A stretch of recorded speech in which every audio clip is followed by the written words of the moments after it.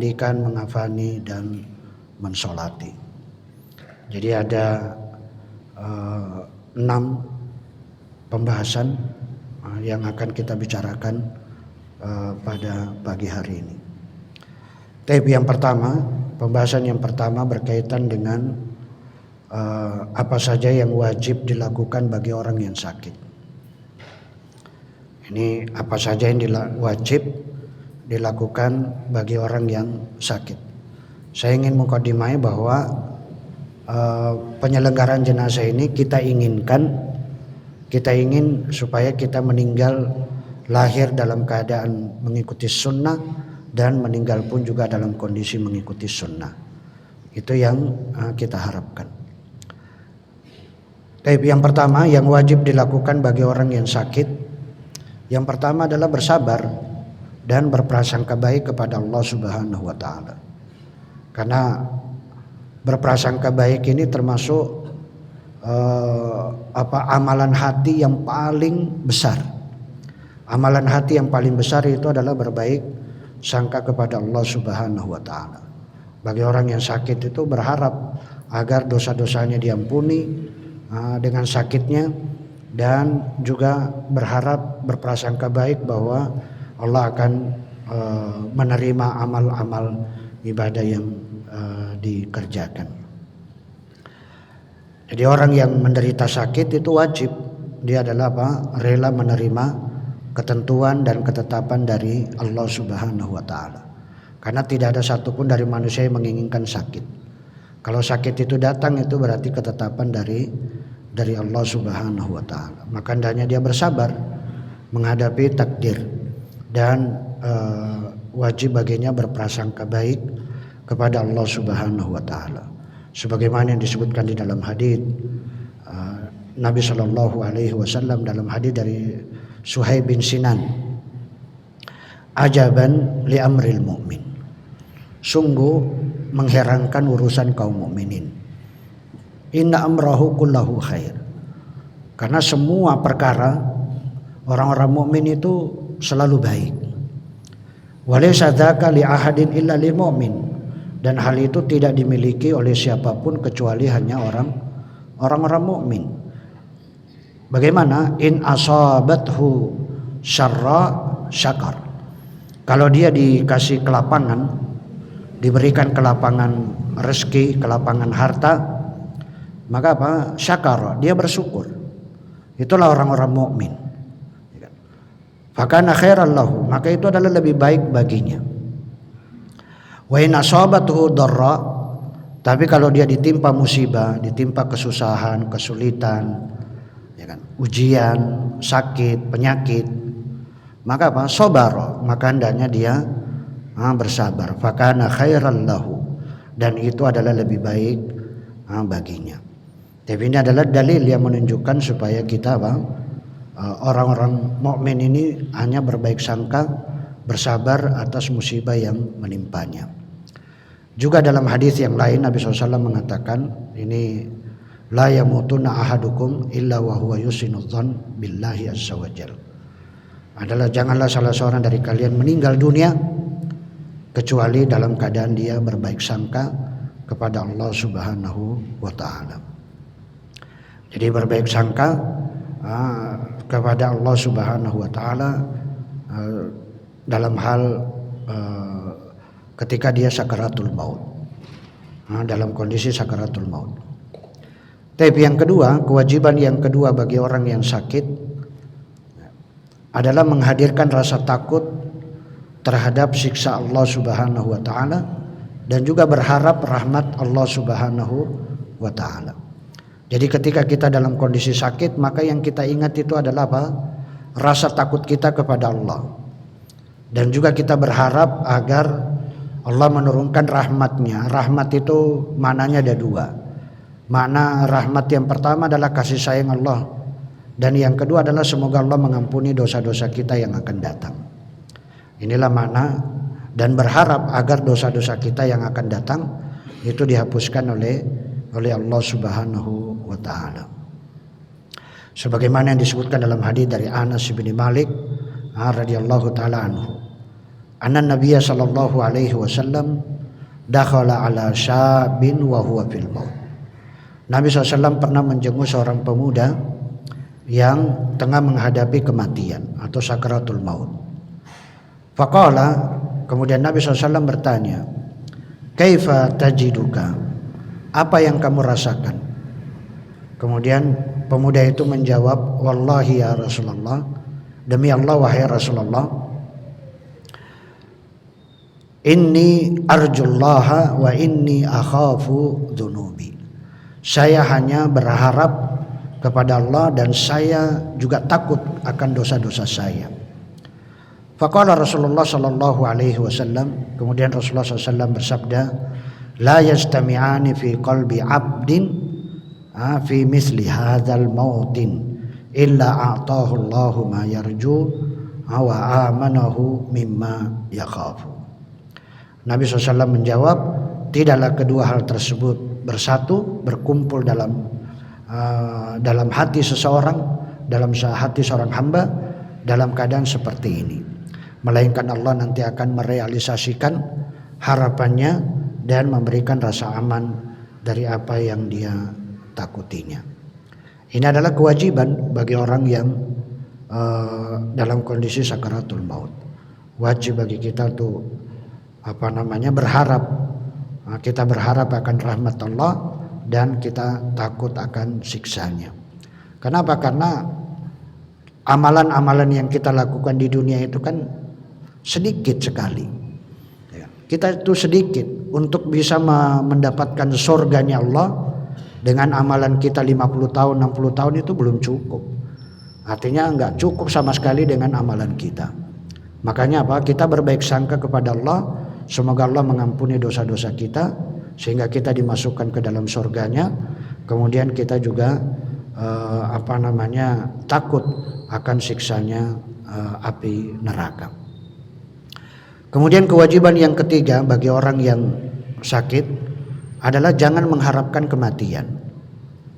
Ketika kita sakit, jangan sekali-sekali kita mengharapkan kematian. Separah apapun penyakit, separah apapun sakit yang kita derita, maka jangan sampai dia mengharapkan kematian itu datang. Sebagaimana hadits dari Ummul Fadl, beliau mengatakan Rasulullah SAW pernah masuk menemui mereka, yaitu Abbas dan orang-orang yang mengikuti menjenguknya. Nah pada saat itu Abbas ini adalah paman Rasulullah Sallallahu Alaihi Wasallam yang tengah mengeluhkan sakit sampai Abbas ini mengharapkan kematian. Maka Nabi SAW bersabda, ya ammi, wahai pamanku, la tatamanna al-maut, janganlah kamu mengharapkan kematian. Fa innaka in kunta muhsinan, jika engkau termasuk orang yang baik, fa antu akhir tasdadu ihsanan ila ihsanik, artinya lalu ditangguhkan, ajalmu ditangguhkan sehingga engkau bisa menambah kebaikanmu. Nah perlu kita ketahui bahwa kita hidup mengharapkan hidup itu jauh lebih baik karena kita bisa menambah amal soleh, menambah amal kebaikan.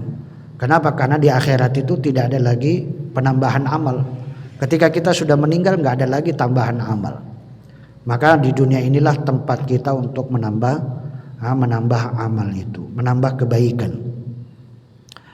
Maka yang demikian itu adalah maka yang khairul laka, maka itu adalah lebih baik bagimu. Fala tatamanna al-maut, jangan juga engkau mengharapkan kematian. Ini masih ada ada yang hilang lafadznya. Ya. Jangan juga tetapi jika engkau seorang yang buruk, orang yang berbuat jelek, kemudian ajalmu ditangguhkan sehingga sehingga engkau bisa bertaubat. Ya kan? Kalau kamu orang yang baik ditangguhkan supaya kamu bisa menambah amal kebaikan. Tapi kalau dia orang yang jelek ditangguhkan, maka supaya dia bisa bertaubat dengan perbuatan-perbuatan buruknya. Maka yang demikian itu adalah lebih baik baginya. Makanya Nabi SAW mengatakan jangan sekali-sekali kalian mengharapkan kematian. Kemudian yang wajib bagi orang yang sakit juga adalah bersegera menunaikan kewajiban dan berwasiat. Segera, jangan menunda-nunda untuk berbuat kebaikan. Boleh jadi kebaikan yang di ujung akhir hayatnya itu adalah baik. Karena Nabi SAW menyatakan innamal a'malu bil khawatim. Amal itu kan tergantung kepada penghujungnya. Ya, kalau dia penghujungnya baik, maka insya Allah itu akan baik. Ya kan?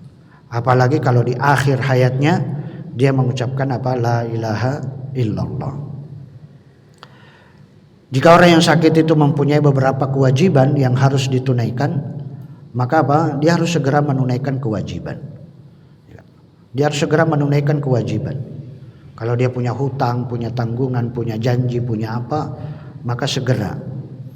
Dia segera menunaikannya kepada orang yang berhak menerimanya.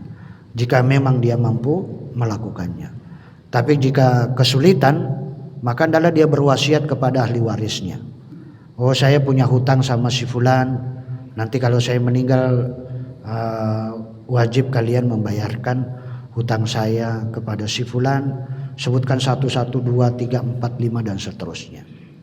Itu kalau dia tidak bisa langsung, maka dia berwasiat kepada ahli warisnya.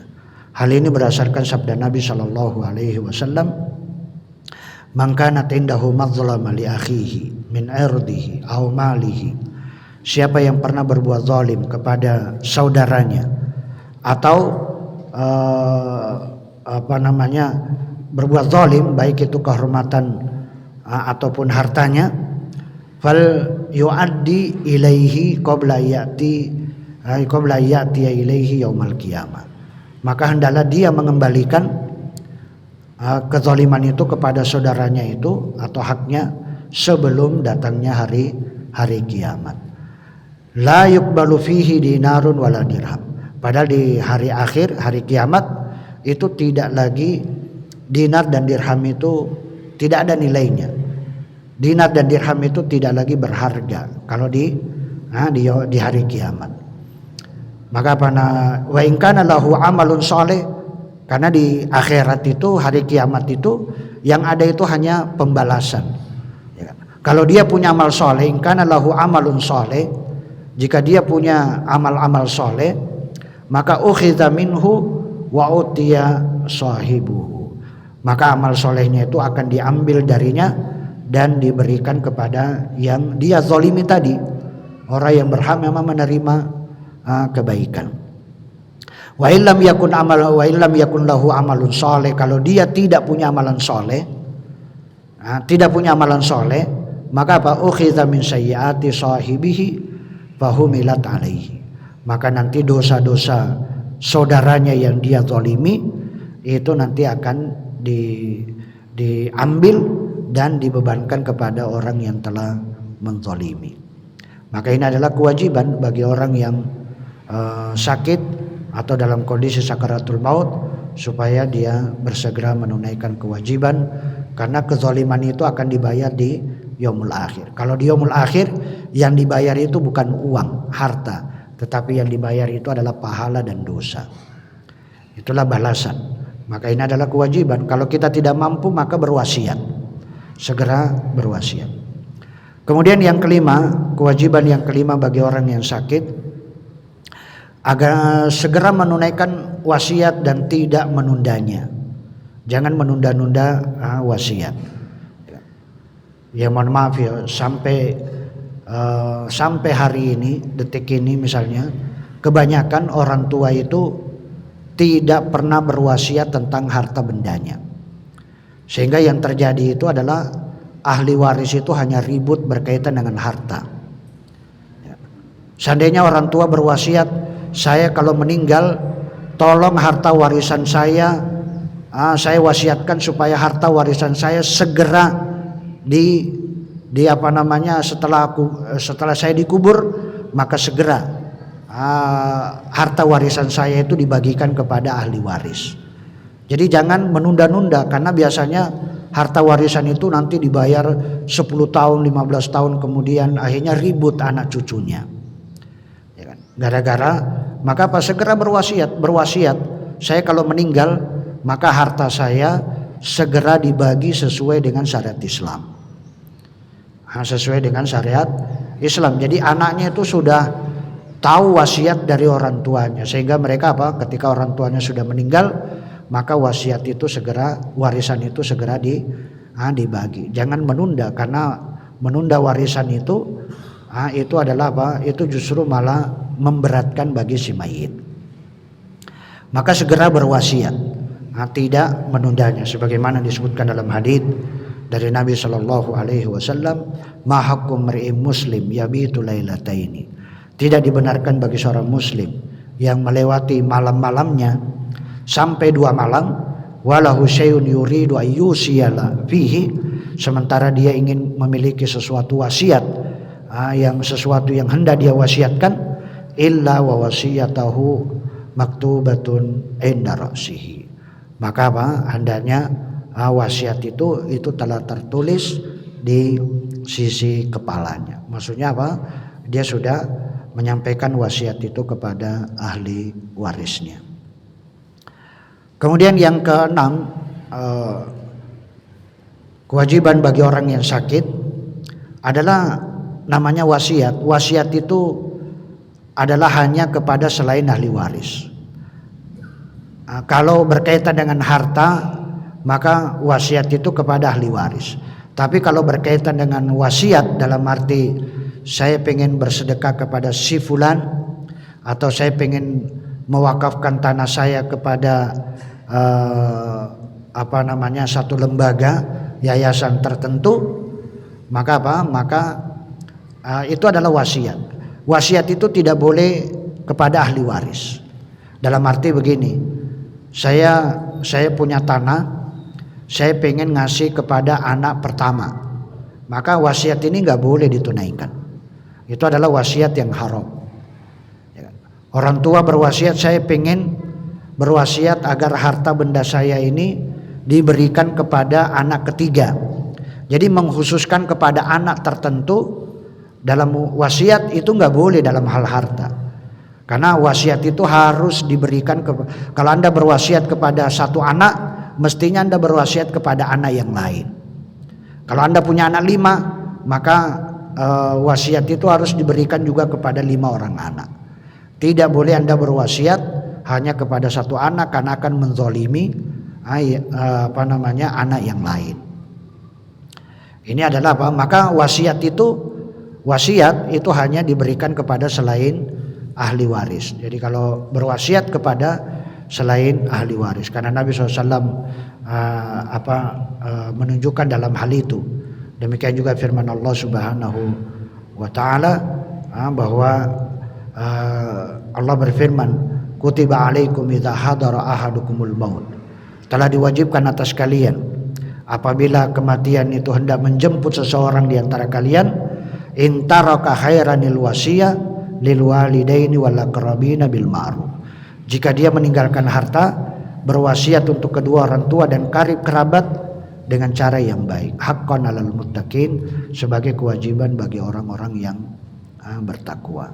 Jadi berwasiat itu adalah hanya kepada kerabat yang bukan ahli waris. Karena ahli waris itu sudah otomatis dia mendapatkan harta. Adapun selain itu maka hanya diberikan kepada kerabat selain dari ahli waris. Kemudian kewajiban yang ketujuh bagi orang yang sakit, tidaklah mewasiatkan sesuatu yang melebihi dari sepertiga hartanya. Sepertiga harta itu nggak boleh, ya kan? Tidak boleh dia berwasiat lebih dari sepertiga hartanya. Bahkan Abu Bakar As-Siddiq itu adalah berwasiat itu hanya 1/5. Walaupun dalam hadits itu disebutkan sepertiga itu sudah buahnya. Sepertiga wasiat itu dari harta itu sudah buahnya sekali. Adapun Abu Bakar itu lebih memilih 1/5 dari hartanya. Itu kalau pengen berwasiat.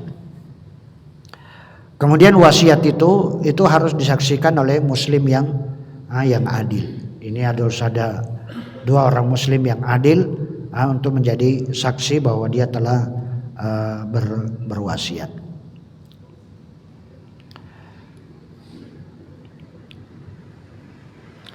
Adapun itu harus 2 orang muslim yang adil. Kalau tidak ada orang muslim, tidak didapati, maka boleh dia hadirkan 2 orang non muslim, tapi syaratnya 2 non muslim ini memastikan mereka betul-betul bisa dipercaya ketika muncul keraguan terhadap kesaksian keduanya. Kemudian juga tidak berwasiat kepada orang tua atau kerabat yang menjadi ahli waris. Ini nggak boleh wasiat itu diberikan kepada ahli waris, itu nggak boleh. Orang tua itu kan termasuk ahli waris yang paling berhak menerima ahli waris. Jadi ada 2 orang yang tidak kita katakan dia tidak terhalangi untuk mendapatkan warisan, yaitu bapak ibu dan anak. Bapak ibu mesti dapat warisan, anak mesti dapat, tidak akan terhalangi oleh siapapun. Cuma yang lain itu terhalangi. Ada yang terhalangi keseluruhan, ada yang terhalangi sebagian. Seperti suami mestinya dapat setengah, itu terhalang dapat setengah sehingga dapatnya 1/4. Demikian juga istri mestinya dapat 1/4, kemudian ada anak terhalang, dia mendapatkan 1/4 menjadi 1/8. Yaitu ada yang terhalangi mendapatkan keseluruhan, ada yang terhalangi mendapatkan sebagian. Sebagaimana disebutkan dalam hadits Nabi SAW, innallaha qad a'ta kulladzi haqqin haqqahu fala wasiyata liwarisin.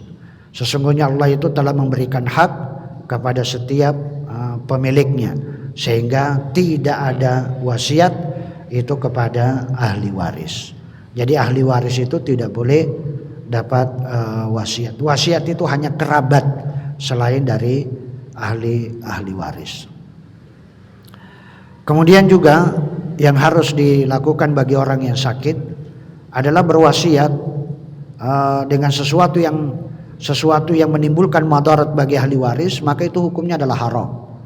Haram berwasiat kalau itu memberikan kemudaratan bagi ahli waris. Itu nggak boleh. Misalnya dia berwasiat kepada seluruh harta bendanya. Saya wasiatkan harta benda saya wakafkan atau saya infakkan fisabilillah.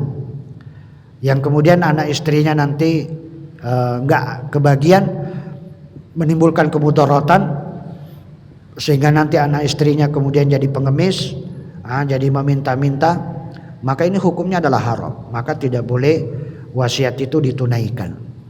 Kalau demikian, maka wasiat itu maksimal hanya 1/3, ya kan? Hanya 1/3, 2/3-nya baru diberikan kepada ahli waris.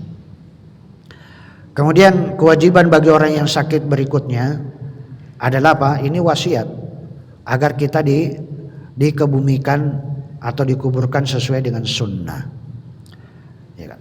Saya berwasiat kepada ahli waris saya supaya jenazah saya ini dikebumikan sesuai dengan sunnah Nabi Shallallahu Alaihi Wasallam. Jangan ada acara-acara yang tidak sesuai dengan sunnah. Dia betul-betul berwasiat kepada ahli warisnya. Misalnya saya berwasiat jangan kuburan saya dikasih kijing, jangan kuburan saya dikasih tembok bangunan di pinggirannya dikasih tembok atau apa, itu wasiat, ya kan? Kemudian jangan acara-acara setelah saya meninggal, jangan sampai ada acara-acara setelahnya, ya kan? Acara setelahnya, setelah kematian, maka itu jangan. Dia berwasiat kepada ahli warisnya. Maka ini adalah supaya dia dikebumikan. Jangan ada upacara-upacara pelepasan ketika saya mau diantarkan ke kuburan. Jangan sampai nanti ada acara-acara pemborosan, uang ditabur di jalan, beras, kembang dan sebagainya, maka hal-hal itu adalah apa? Demikian juga dengan belusuan. Maka ini wasiat supaya dia jangan sampai ada acara-acara belusuan ketika mau dikebumikan atau dimakamkan. Kenapa? Karena itu semuanya adalah tidak sesuai dengan sunnah Nabi Sallallahu Alaihi Wasallam. Allah Subhanahu Wa Taala berfirman, Ya ayyuhalladzina amanu, hai orang-orang yang beriman, ku anfusakum wa ahlikum nara, wa quduhan nasu wal hijara, 'alaiha malaikatun giladun shidadun, la ya'sunallaha ma amarahum wa yaf'aluna ma yu'marun. Adalah berwasiat supaya orang-orang yang beriman, karena Allah mengkhususkan orang-orang yang beriman. Jagalah dirimu dan keluargamu dari api neraka yang bahan bakarnya adalah manusia dan batu. Yaitu adalah bahan bakarnya. Ini adalah perintah dari Allah untuk kita berwasiat kepada diri kita dan juga kepada keluarga kita supaya dijauhkan dari api neraka yang bahan bakarnya itu adalah manusia dan batu. Tapi ini adalah hal-hal yang wajib bagi orang yang sakit, ini kewajiban. Kemudian pembahasan yang kedua berkaitan dengan mentalkin orang yang sakaratul maut. Adapun hal-hal yang perlu diperhatikan ketika mentalkin, yang pertama, ya wajib bagi orang yang hidup itu mentalkin orang yang sakaratul maut. Orang yang hidup ini punya kewajiban, siapapun dia, walaupun dia bukan kerabatnya, siapa yang mendapati seseorang yang sedang sakaratul maut, maka wajib baginya dia mentalkin. Supaya apa? Supaya dia meninggalnya dalam kondisi baik, meninggal dalam kondisi dia husnul khotimah. Ya kan? Ini kewajiban. Yang pertama adalah mentalkin atau menuntunnya supaya mengucapkan syahadat. Syahadat bukan syahadatain. Ya kan? Perlu diketahui syahadat bukan syahadatain. Kalau syahadatain kan asyhadu an la ilaha illallah wa asyhadu anna muhammadar rasulullah. Tapi ketika mentalkin cukup dengan syahadat. Syahadat apa? La ilaha illallah. Hanya ucapan la ilaha illallah. Tidak juga kita mengatakan kul. Jangan juga kita mengatakan kul kepada orang yang sakaratul maut. Kul artinya katakanlah. Hai orang yang sakit, katakanlah la ilaha illallah. Enggak usah. Ya kan? Tidak perlu kita mengatakan kul. Cukup kita mengatakan di telinganya la ilaha illallah, atau di dekat mulutnya la ilaha illallah. Tidak usah diajak ngobrol, ya kan? Tidak usah diajak katakanlah, ucapkanlah la ilaha illallah, ya kan? Nanti kalau kamu mengucapkan ini, nanti kamu dapat surga begini. Enggak usah diceramai, ya kan? Udah langsung aja la ilaha illallah, sebagaimana disebutkan dalam hadis dari Nabi SAW, lakinu mautakum la ilaha illallah. Talkinkanlah orang yang akan meninggal. Mauta di sini bukan orang yang sudah meninggal. Maka kekeliruan yang terjadi ketika ada orang menerjemahkan lakinu mautakum, talkinkan la ilaha illallah kepada orang yang sudah mati dari kalian. Maka ini adalah penerjemahan yang keliru. Ini salah. Mauta di sini yang dimaksudkan adalah orang yang akan meninggal dunia. Talkinkanlah orang yang akan meninggal dunia itu dengan kalimat la ilaha illallah, bukan orang yang sudah meninggal dunia. Kenapa? Karena man kana akhiru kalamihi la ilaha illallah indal maut dakhalal jannah. Yauman minad dahr wa in asabahu qabla dzalik ma asabahu. Barang siapa yang mengucapkan yang ucapan akhirnya atau menjelang kematiannya dengan la ilaha illallah, maka dia akan masuk surga nanti pada hari kiamat. Meskipun sebelum itu dia masuk surga, dia ditimpakan berbagai siksaan yang harus dijalaninya. Karena ada orang yang masuk surga itu langsung masuk surga, ada yang masuk surga itu adalah melalui neraka dulu. disiksa di neraka. Setelah itu baru kemudian dia masuk ke dalam surga. Intinya adalah mentalkin dengan kalimat la ilaha illallah. Dan itu cukup satu kali. Tidak perlu sampai berkali-kali. La ilaha illallah, la ilaha illallah, la ilaha illallah. Justru orang yang hidup itu berzikir, bukan orang yang mengajari kepada orang yang sakaratul maut. Namanya mengajari, cukup kita mengucapkan la ilaha illallah di telinga orang yang sekarat atau di dekat mulutnya orang yang sekarat. Begitu dia sudah mengucapkan la ilaha illallah, maka kita jangan mengucap alhamdulillah, alhamdulillah, subhanallah, dia mengucapkan la ilaha illallah. Ini justru akan itu nggak boleh lagi. Begitu dia sudah mengucapkan la ilaha illallah, maka segala macam ucapan dihentikan. Tidak boleh lagi ngajak berbicara, apalagi ditepleki. Alhamdulillah kamu sudah mengucapkan la ilaha illallah, ya kan? Orang yang sekarat kok ditepleki, ya kan? Ini adalah karena rasa bangganya karena orang yang sekarat bisa mengucapkan la ilaha illallah. Ini adalah kesalahan. Kemudian yang kedua adalah mendoakannya, mendoakan kebaikan. Doakan kebaikan. Jangan, kenapa? Karena ingat, orang yang sekarat itu di sekelilingnya nanti ada malaikat. Ada malaikat. Kalau Anda mengucapkan kebaikan, maka maka malaikat itu akan mengaminkan apa yang kalian ucapkan. Kalau kalian mengucapkan kata-kata jelek, buruk, maka malaikat pun juga akan mengaminkan. Kenapa? Karena para malaikat itu yu'minuna ala ma taqulun.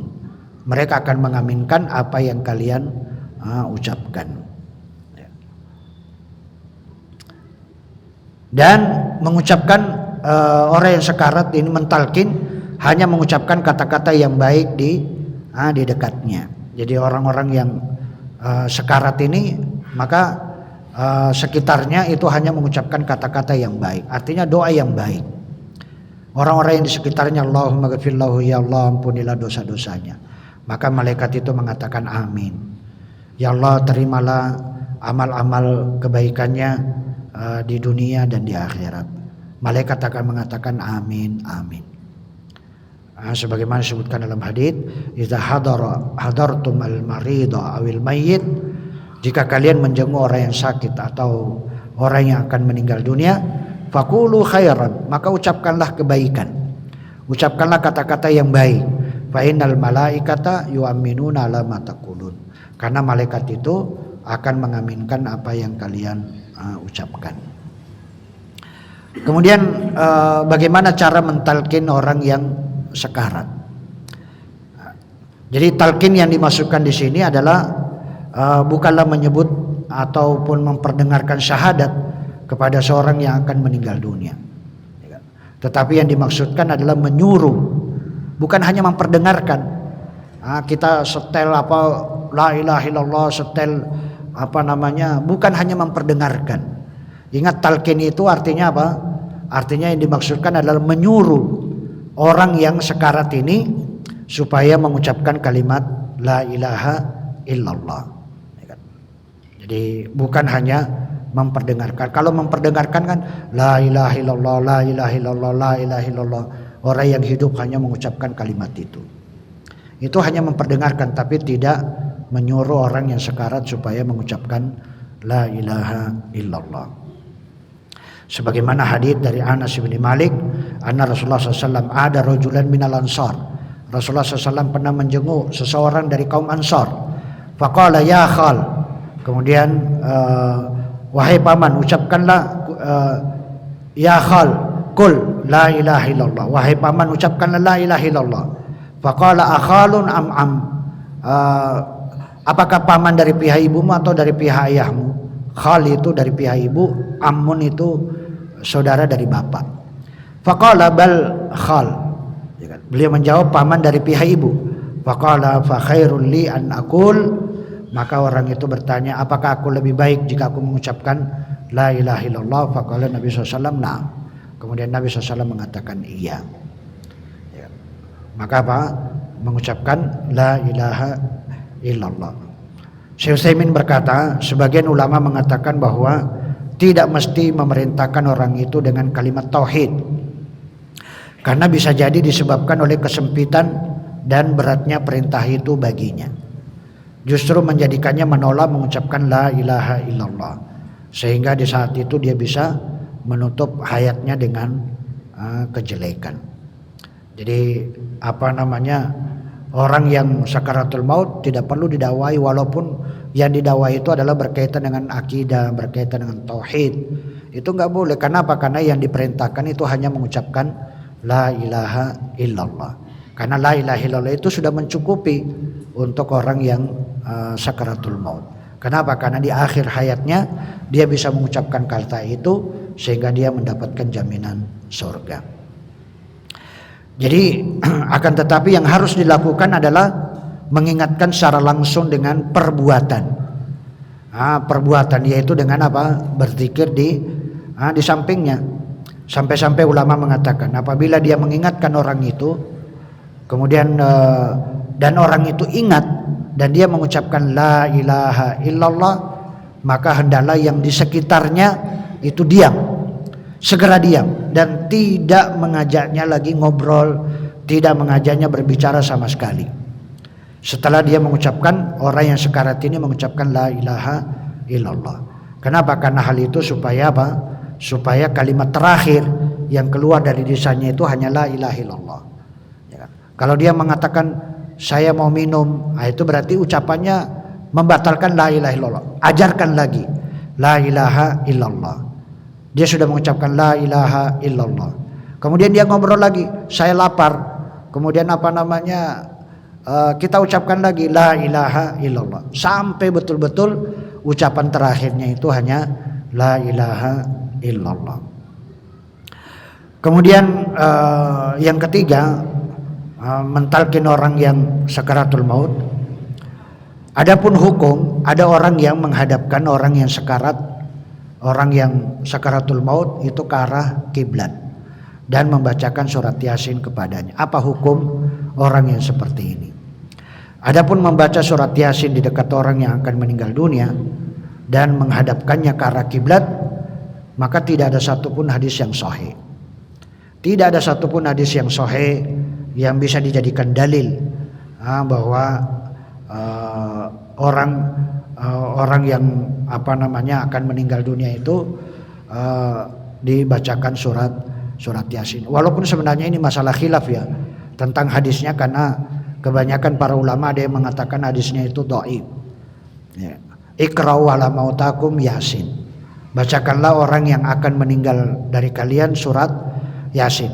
Tapi kalau bacalah orang yang sudah meninggal dari kalian dengan surat Yasin, maka tidak ada khilaf kalau itu adalah tidak boleh. Tapi bagi orang yang hadis ini itu adalah berbicara untuk orang yang akan meninggal dunia. Meninggal dunia kita membacakan surat Yasin, orang yang akan meninggal, ini masalah khilaf, masalah hadisnya.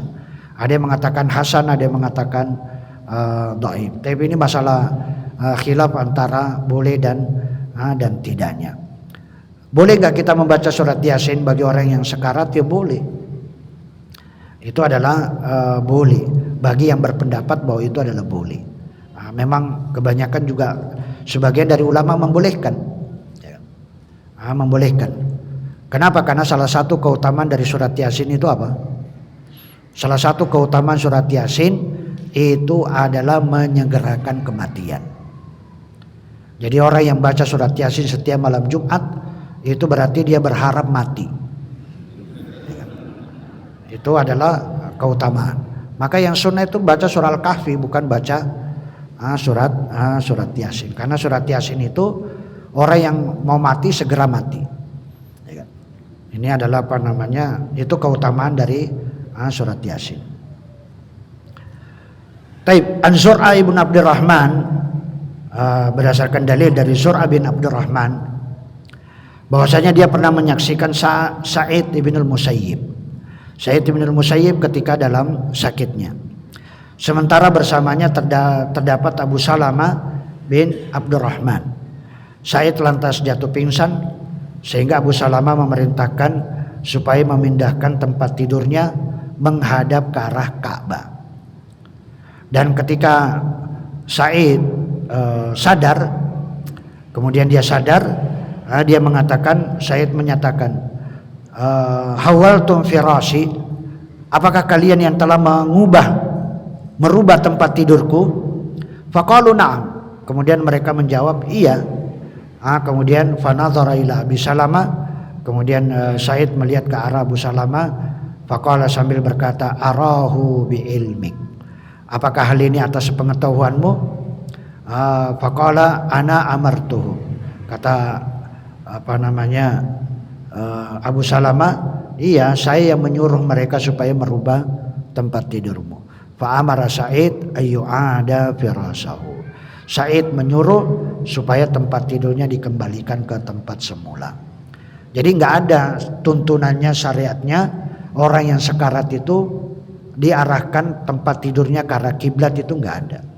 Sudah di mana saja dia dalam kondisi sekarat, arah manapun, yang jelas kita hanya diperintahkan untuk mentalkin, tidak harus menghadapkan wajahnya ke arah kiblat.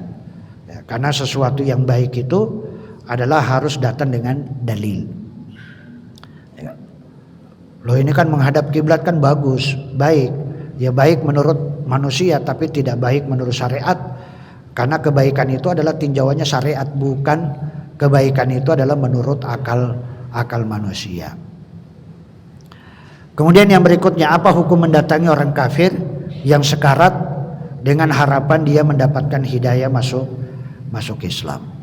Maka apa? Maka hukumnya adalah boleh, ya kan? Tidak ada masalah bagi orang muslim itu mendatangi orang kafir yang dalam kondisi sekarat.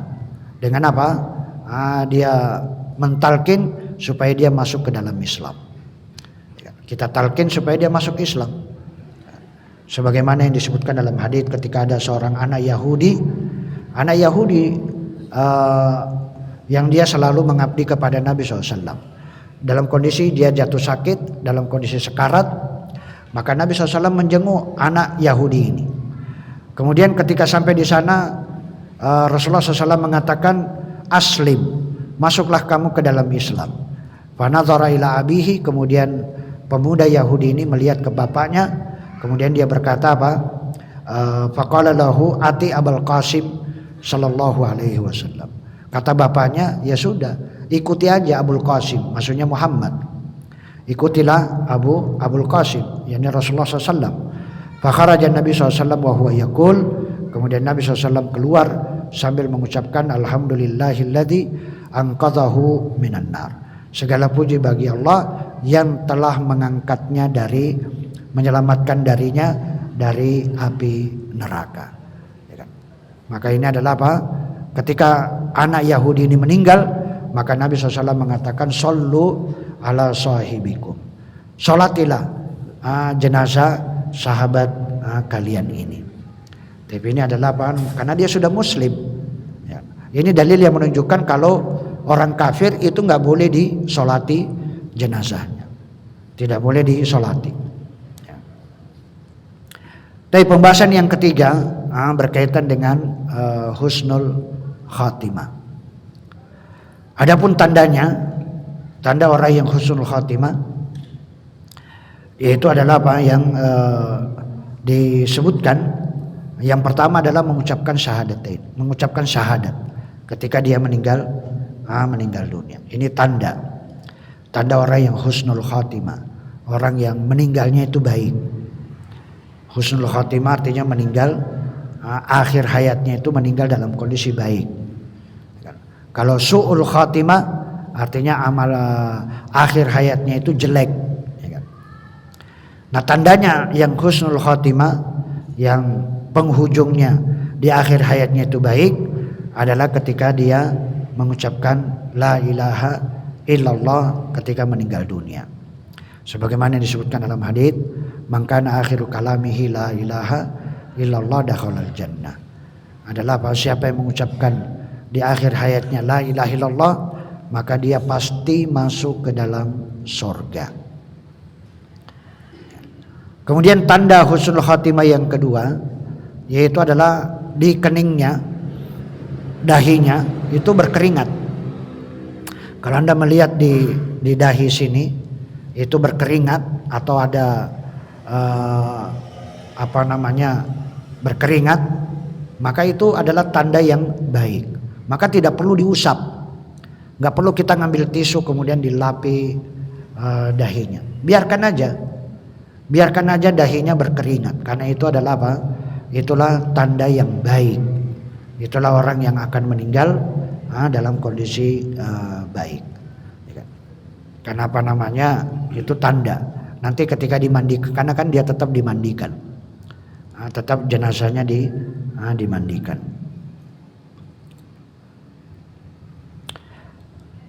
Sebagaimana disebutkan dalam hadis dari Buraidah bin Al-Hasib, dia pernah berada di wilayah Khurasan.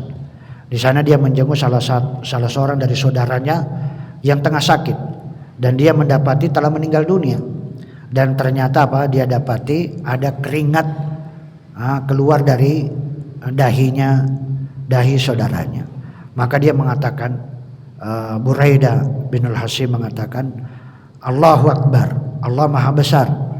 Kenapa? Karena sami'tu Rasulullah SAW yaqul, saya pernah mendengar Rasulullah SAW bersabda, kematian orang mukmin itu ditandai dengan keringat di dahi. Tapi ini adalah ciri atau tanda husnul khatimah. Kemudian ciri tanda husnul khatimah yang berikutnya adalah meninggal di hari Jumat atau meninggal di Kamis malam Jumat. Malam Jumat, karena malam Jumat itu kan hari menurut Hijriyah itu kan tenggelamnya matahari. Maka itu sudah malam Jumat itu sudah dihitung hari Jumat. Jadi orang yang meninggal pada malam Jumat atau meninggal pada hari Jumat, maka ini adalah ciri-ciri tanda yang baik. Ya kan? Ini secara umum ya, bukan berarti orang yang meninggal hari Jumat pasti masuk surga, tidak, belum tentu. Tapi kita mengatakan itu tanda orang yang husnul khatimah itu kalau orang muslim yang meninggal. Tapi kalau orang kafir meninggalnya hari Jumat, maka tidak ada tanda-tanda kebaikan kepadanya walaupun dia meninggal pada hari Jumat. Itu tidak ada tanda, karena semua dalil, semua hadis itu hanya berbicara kepada orang-orang muslim, bukan kepada orang-orang kafir. Kenapa? Karena hadisnya mengatakan apa? Jelas hadisnya mengatakan ma min muslim yamutu yaumal jum'ah. Tidaklah seorang muslim yang meninggal pada hari Jumat, au lailatul jum'ah, atau dia meninggal pada lailatul jum'ah, atau dia meninggal pada malam Jumat, illa waqahullahu fitnatal qabr, kecuali Allah akan melindungi darinya fitnah kubur atau azab kubur. Ini adalah dalil ma min muslim. Artinya apa? Kalau orang kafir yang meninggal hari Jumat, maka tidak ada tanda husnul khatimah padanya. Kemudian tanda husnul khatimah juga adalah orang yang mati syahid di medan peperangan. Di medan perang itu orang yang mati syahid. Ini adalah termasuk husnul khatimah.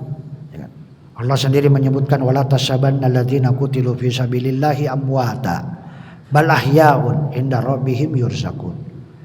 Wala tasabanna alladzina qutilu fi sabilillahi amwata. Jangan kalian mengira orang-orang yang mati di jalan Allah itu adalah mati, ya kan? Bal ahya, bahkan mereka itu hidup, inda rabbihim yurzaqun. Di sisi Rabbnya mereka mendapatkan rezeki. Yursakun, orang-orang yang mati syahid, yursakun artinya diberikan rezeki, dia masuk ke dalam surga. Ya. Demikian juga ayat selanjutnya yang menunjukkan apa? Farihi nabi ma'atahumullahu min fadli. Mereka bergembira dengan karunia yang diberikan oleh Allah kepadanya. Wa yastabshiruna billadzina lam yalhaqu bihim min khalfihim. Dan bergirang hati terhadap orang yang masih tertinggal di belakang, yang belum menyusul mereka. Illa khaufun alaihim, tidak ada lagi rasa takut atas mereka, walahum yahzanun, dan juga tidak ada bersedih hati. Kemudian ayat selanjutnya, Yastabshiruna bi ni'matin minallahi wa fadlin. Mereka bergembira hati dengan nikmat dan karunia dari Allah. Wa annallaha la yudhi'u ajral mu'minin. Allah tidak akan pernah menyia-nyiakan pahala bagi orang-orang yang mukmin. Ini tanda husnul khatimah orang yang meninggal di medan peperangan. Kemudian tanda yang lain adalah gugur ketika berjuang di jalan Allah Subhanahu wa taala. Orang yang berjuang di jalan Allah termasuk di dalamnya talabul ilm. Orang yang duduk di majelis ilmu, itu termasuk berjuang di jalan Allah. Orang yang berjuang, wanita yang melahirkan antara hidup dan mati, itu termasuk berjuang di jalan Allah Subhanahu wa taala. Orang yang tenggelam, orang yang terbakar, orang yang kena sakit perut, kena penyakit TBC, kena penyakit jantung, hipertensi, itu sebenarnya termasuk orang-orang yang meninggalnya itu husnul khatimah. Jadi jangan dikira orang yang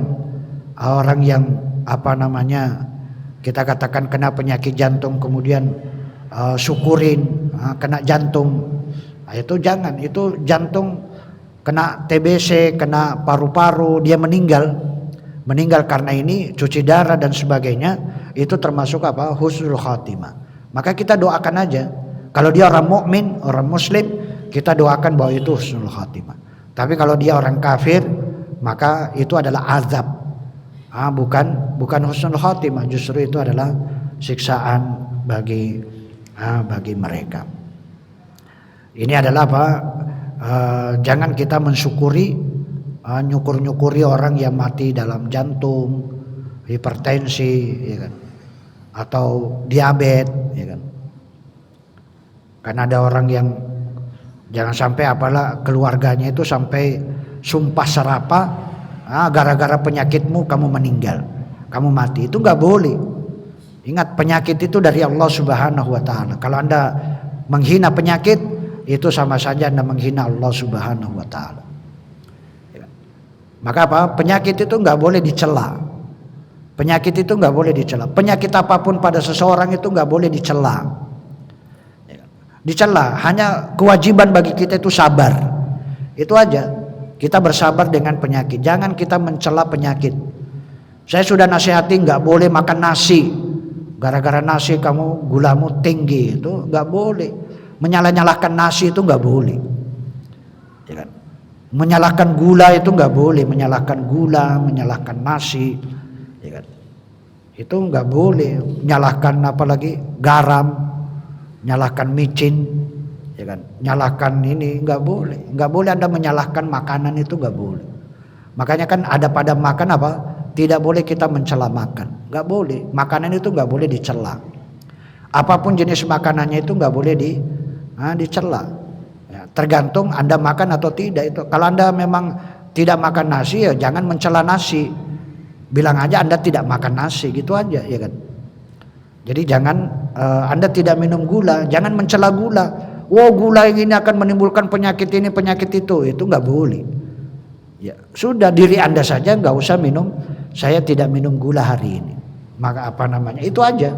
Tapi jangan mencela makanan.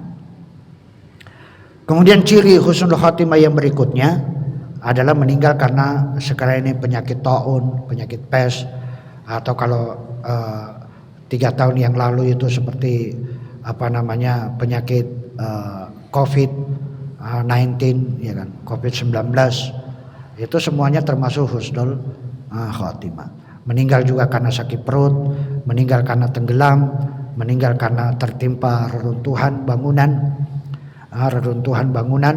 Ini juga adalah termasuk orang yang mati syahid.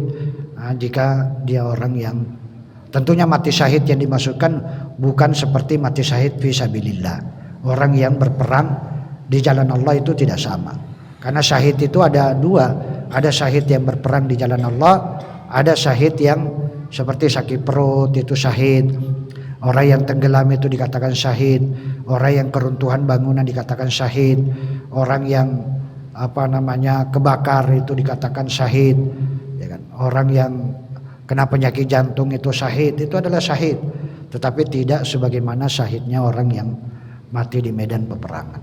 Termasuk juga orang yang syahid adalah orang yang meninggal karena menjalani masa nifas. Artinya seorang ibu yang melahirkan anak, dia meninggal karena melahirkan anak dan itu masa nifas, itu adalah termasuk syahid.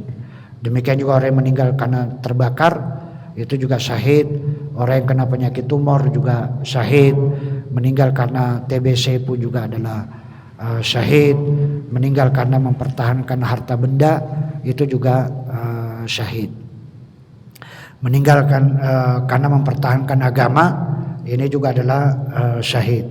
Orang yang mempertahankan jiwa raga, ya kan, artinya membela diri, maka itu juga adalah syahid. Orang yang berjaga di tapal batas, di perbatasan, maka itu juga adalah termasuk mati syahid. Meninggal dalam kondisi dia beramal soleh, meninggal dalam kondisi sholat, meninggal dalam kondisi sedang puasa, meninggal dalam kondisi sedang bersedekah, meninggal dalam kondisi sedang menuntut ilmu, meninggal saat dia sedang zikir, meninggal dalam kondisi dia mengajarkan ilmu, maka itu semuanya adalah disebut mati syahid. Inilah yang kita katakan adalah ciri-ciri orang yang mati syahid. Wallahu taala a'lam. Tapi saya kira itu berkaitan dengan 3 poin pembahasan, yaitu kewajiban bagi orang yang sakit, kemudian mentalkin, dan husnul khatimah. Adapun memandikan, mengafani, dan mensolati, insyaallah nanti akan kita lanjutkan pada sesi yang kedua. Wallahu taala a'lam. Tapi saya kira itu aku qouli hadza, astagfirullah li wa lakum.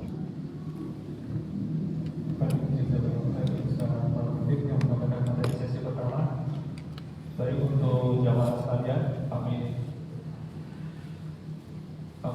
persilahkan bagi jamaah sekalian yang akan bertanya langsung mengenai materi ini. Masih ada mic satu lagi, Mas? Ada mic satu lagi? Ya, kami persilahkan pada jamaah sekalian bisa angkat tangan bagi yang ingin bertanya langsung. Baik, 1, 2 dulu. Kemudian untuk apa nih?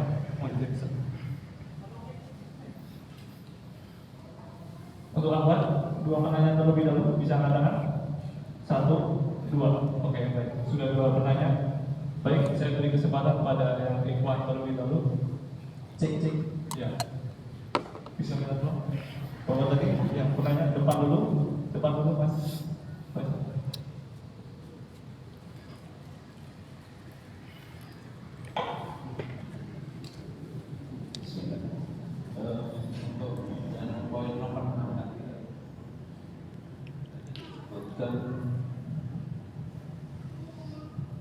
Kewajiban atas kamu apabila mata dan menyebut seseorang, maka kamu jika dia meninggalkan adat berbasis untuk kedua orang tua dapat dengan jalan baik.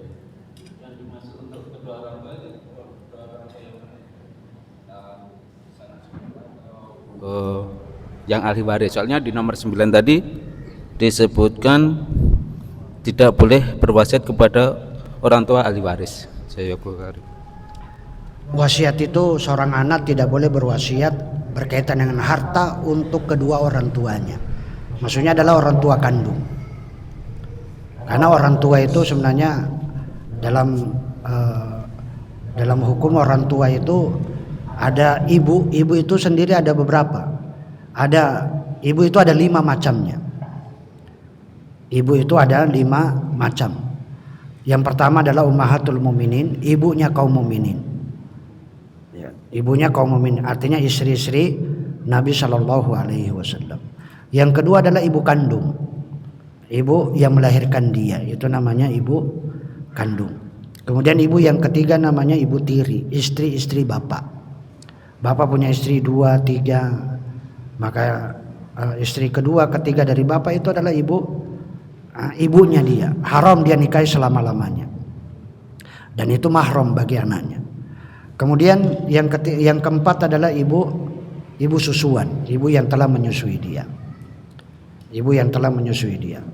Kemudian yang kelima adalah ibu mertua, ibunya istri. Ibunya istri itu ibu.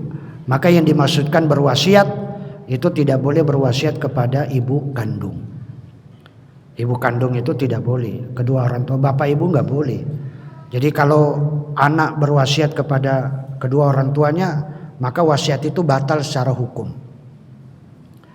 Batal secara hukum itu adalah apa?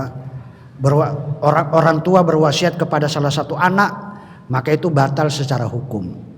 Karena tidak boleh orang tua berwasiat kepada satu anak sementara anak yang lain tidak. Ya. Jadi wasiat itu harus kepada semua anak kalau pengen berwasiat. Maka anak juga tidak boleh berwasiat kepada orang tua berkaitan dengan harta, nggak boleh.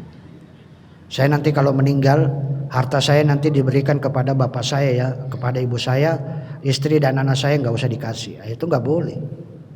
Itu berwasiat, ini wasiat yang haram atau batal secara hukum syariat. Wallahu taala a'lam. Baik, belakangnya Pak Faisal. Pertanyaannya. Pak Faisal. Assalamualaikum Ustadz, mohon izin bertanya. Tadi dijelaskan bahwasanya kita mentalkin kepada calon mayit tadi. Itu kalau misalnya beliau yang akan meninggal itu tidak bisa mengucapkan itu atau belum bisa, itu kita mentalkan terus menerus. Apakah cukup sekali sampai kalau belum misalkan kita talkin sampai dia meninggal tapi tidak bisa mengucapkan juga. Terus misalkan ada orang di sekitarnya banyak yang mengerubungi, biasanya ini kebanyakan dari orang-orang yang di masyarakat awam, itu apakah itu perlu dijauhkan dari tempat kita mentalkin sehingga tidak ada suara-suara yang lain kecuali suara talqin kita. Demikian Ustaz, terima kasih atas penjelasan. Assalamualaikum. Waalaikumsalam. Jadi mentalkin orang yang dalam hukum syariat itu tidak ada, dalam arti ruangan khusus untuk kita mentalkin itu nggak ada. Dan tidak boleh menjadikan tempat khusus untuk talqin, itu juga tidak boleh. Kenapa? Karena menempatkan sesuatu tempat khusus yang tidak ada dalil, maka itu adalah sesuatu yang tidak boleh. Mentalqin ya biasa aja, di mana dia sakit di situ kita mentalqin. Yang Nabi SAW perintahkan itu adalah orang yang di sekitarnya. Orang yang di sekitarnya itu tidak membuat kegaduhan. Suaranya itu jangan sampai membuat gaduh kepada orang yang sekarat. Maka hendaknya orang yang ketika dia ada orang yang mentalkin si mayit, maka yang lain itu hendaknya diam. Yang lain itu hendaknya diam, jangan ada yang ngobrol, jangan ada yang jadi hanya cukup satu orang yang mentalkin, itulah yang mengucapkan. Jadi ini kalau dia bisa mengucapkan la ilaha illallah, maka sudah semuanya diam, nggak boleh lagi ada yang ngobrol. Kalaupun ngobrol ya itu bisik-bisik. Jangan sampai terdengar oleh orang yang sekarat. Bagaimana kalau orang yang sekarat ini tidak bisa berbicara dan tidak bisa mendengar? Maka apa? Maka mentalkinnya gimana? Maka mentalkinnya itu adalah cari orang yang bisa dengan isyarat, bahasa isyarat. Karena dia mungkin tidak bisa mendengar, tidak bisa bicara, tidak bisa mendengar. Kan orang bisu dan tuli ya kan. Maka kan dia hanya pakai bahasa isyarat. Maka sudah panggil orang yang bisa mengajari mentalkin dia dengan bahasa isyarat. Kalau dia orang yang kita katakan bisu, ya sudah dengan bisu tapi dia masih mendengar, maka kita dengan bahasa isyarat. Dengan bahasa isyarat. Tapi bagi mereka yang sudah bisa berbicara, maka kita mengucapkan mentalkin dengan la ilaha illallah. Ya. Saya katakan tadi jangan ditambahi dengan kul, nggak boleh, katakanlah, jangan. Atau la ilaha illallah kita yang mengulang-ulang. La ilaha illallah, la ilaha illallah, la ilaha illallah, nggak boleh. Ya, cukup sekali aja Anda ajari sampai dia bisa mengucapkan la ilaha illallah. Ya. Kita mengatakan misalnya begini, la ilaha illallah. Diam, nggak ada ucapan sedikit pun. Diam. Kita tunggu, ya kan? Jangan langsung disenggol la ilaha illallah. Ya kan? Ditepleki la ilaha illallah. Ya. Digoyang-goyang la ilaha illallah. Enggak boleh. Cukup satu kali, ditunggu aja. Ya, ditunggu. Begitu kalau dia bisa bicara ya. Kalau dia sebenarnya bibirnya dia sudah mengucapkan. Artinya dengan bahasa bibir. Dia sebenarnya mengucapkan tapi dengan bahasa bibir. Maka Anda pahami itu bahasa bibir.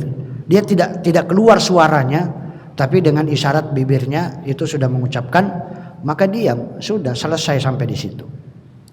Ya. Wallahu taala a'lam. Baik, mudah-mudahan bisa menjawab. Silakan mic-nya untuk akhwat dulu, kasih 2 pertanyaan. Yang depan tadi siapa? Yang depan yang terpilar hijau. Langsung sudah ada pertanyaan. Assalamualaikum warahmatullahi wabarakatuh. Waalaikumsalam.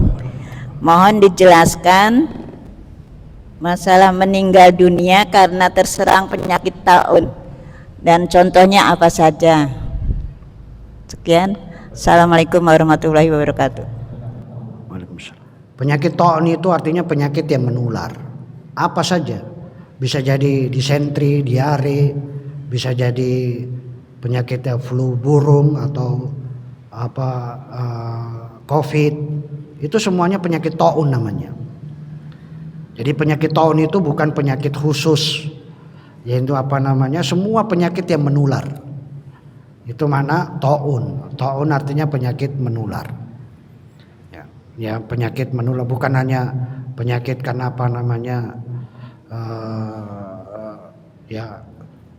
kalau TBC itu seperti TBC penyakit menular, pokoknya menular itu namanya penyakit taun. Paham ya Bu? Jadi itu penyakit, itu termasuk penyakit yang menular. COVID-19 itu kita katakan itu termasuk ciri-ciri husnul khatimah. Wallahu taala a'lam. Baik, pertanyaan kedua tadi yang di belakang. Sekarang bisa tolong yang diberikan kepada Bapak.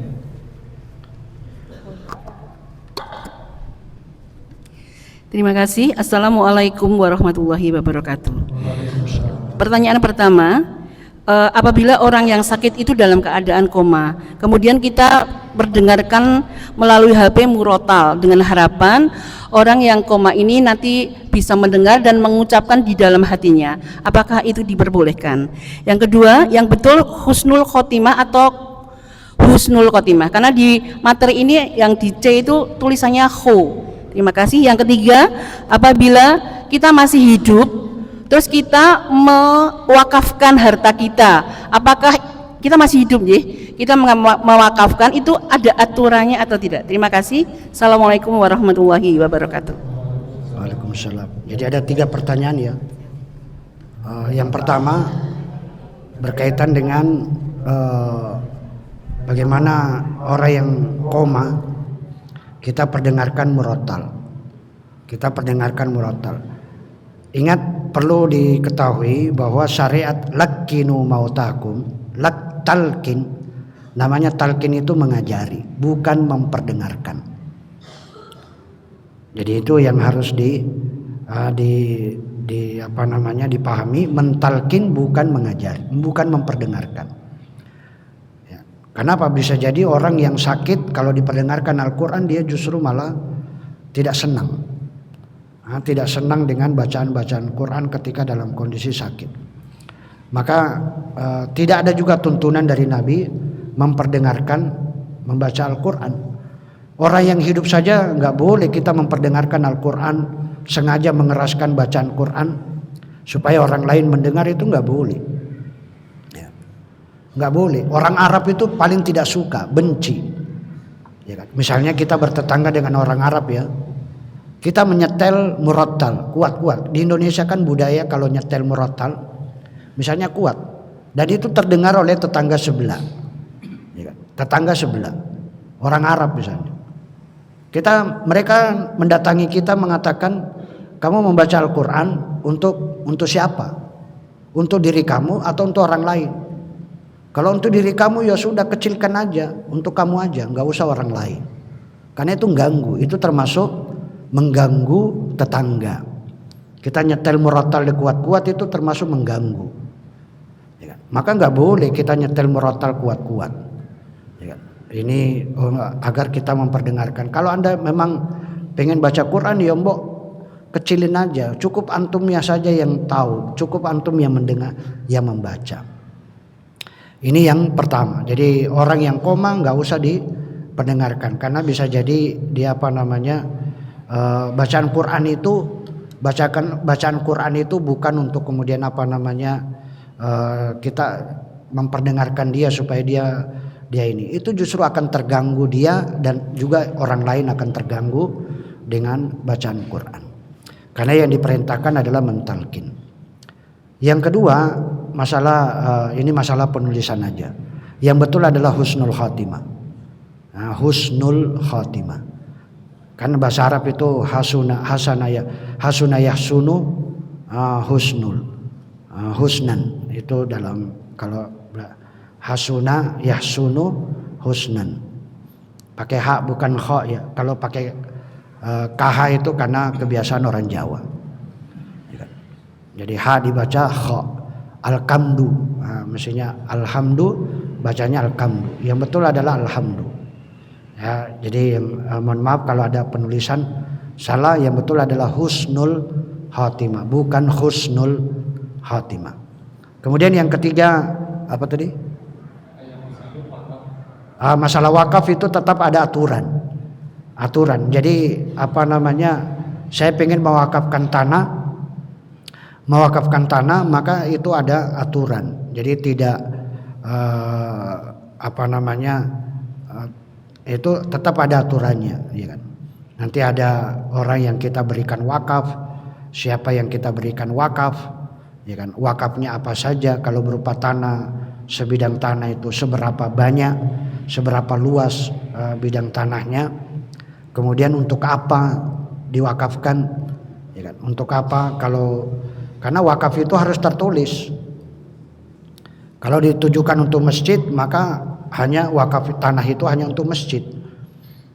Nggak boleh wakafnya tanah masjid dibangun sekolahan, itu nggak boleh. Jadi kalau memang masjid ya masjid aja, harus tepat penggunaannya. Jadi kita harus ada aturan. Jadi nggak boleh, saya hanya, kalau secara umum dia mengatakan saya wakafkan tanah saya mau dibuat apa saja, monggo, ya itu berarti dia boleh dibuat masjid, dibuat sekolahan, dibuat ini, ya kan. Hanya untuk yang baik-baik.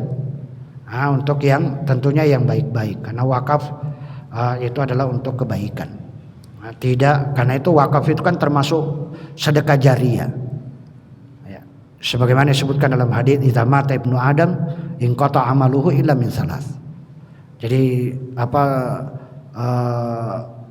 amalan anak Adam itu terputus kecuali hanya 3. Di antaranya adalah sedekah jariyah. Sedekah jariyah, para ulama menafsirkan sedekah jariyah itu adalah wakaf. Itulah yang disebut dengan wakaf. Makanya ketika Nabi SAW tiba di Madinah, hijrah dari Mekah ke Madinah, maka Bani Najjar itu mewakafkan tanahnya untuk dibangun Masjid Nabawi. Masjid Nabawi dibangun. Maka Bani Najjar, Masjid Nabawi dibangun, itu pahalanya akan mengalir terus sampai sekarang. Bahkan sampai pokoknya Masjid Nabawi itu maka yang mewakafkan itu dapat pahala terus, ya kan?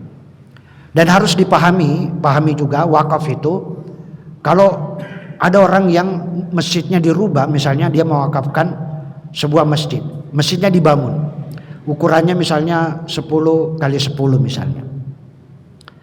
Nah, dia wakafkan tanahnya, dibangun masjid 10 kali 10. Ketika masjid 10 kali 10 ini dibangun, kemudian ternyata jamaahnya banyak. Akhirnya apa? Membongkar masjid yang lama, kemudian membangun masjid yang baru. Kemudian pertanyaannya, apakah masjid yang lama yang dibongkar itu tidak lagi dapat pahala? Tidak, tetap dapat pahala. Walaupun dibongkar habis, pondasinya diangkat, tetap yang membangun dari awal itu tetap dapat. Tetap dapat. Ini kekeliruan di masyarakat itu kalau yang namanya, makanya kalau ada orang wakaf mestinya tidak mau dibongkar karena itu wakafnya, ini adalah keliru. Kalau dia mengatakan apa? Kalau dibongkar nanti yang lain, nanti pahala saya nggak dapat. Itu salah. Tetap dia dapat pahala selama itu dibangun masjid. Mestinya diperbesar, yang lama dibongkar, apalagi renov. Maka apa? Maka tetap dia dapat pahala sempurna, tidak akan terkurangi sedikit pun. Wallahu taala a'lam. Baik, jazakallahu khairan.